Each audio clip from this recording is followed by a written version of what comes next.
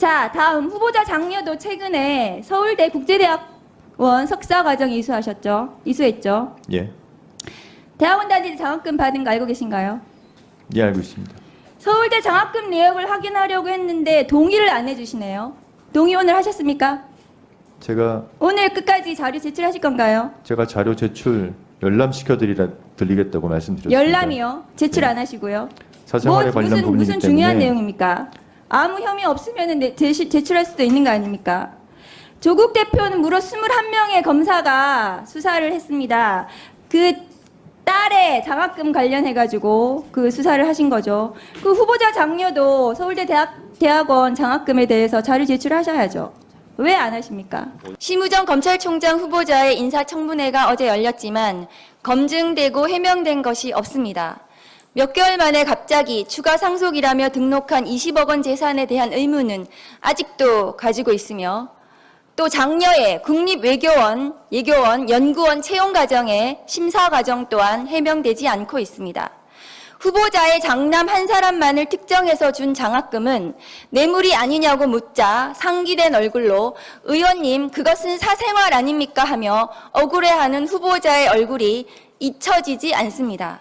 어떤 이에게는 21명의 검사들이 본인은 물론 가족과 지인들까지 모두 조사해서 자녀 한 명에게 준 장학금을 특정해서 뇌물이라는 혐의를 씌웠습니다. 지난 몇 년 동안 그 재판받게 하고 구속시키겠다고 온 힘을 다하는 검찰입니다. 검찰의 잣대로 누군가의 자녀 장학금이 뇌물이라면 심우정 후보자의 장녀 장학금도 뇌물로 묻지 않을 수 없습니다. 검찰이 죽이려고 하는 사람들에게는 장학금도 뇌물이고 채용도 뇌물이지만 검찰 자신은 모든 것이 사생활이라는 검찰식 해석은 헌법에서 정하지 않은 특수계급임을 자인하는 것입니까? 심우정 검찰총장 후보자는 신뢰받는 검찰을 만들고 딥페이크 성범죄도 해결하겠다는 의지를 보였습니다.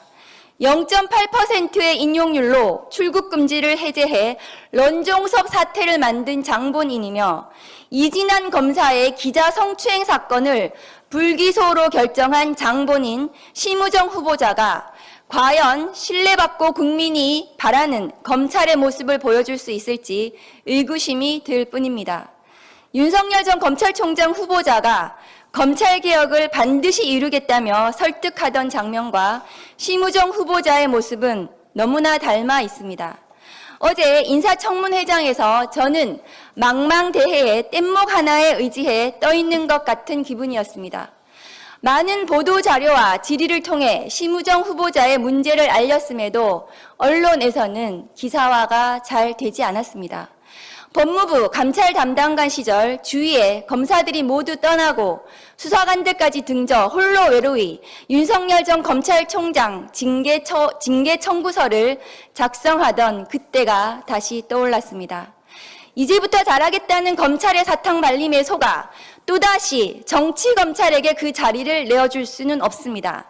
저는 오늘 있을 심우정 검찰총장 후보자의 인사청문회 결과 보고서에 적격이라는 두 글자를 쓰는 것을 단호히 반대합니다.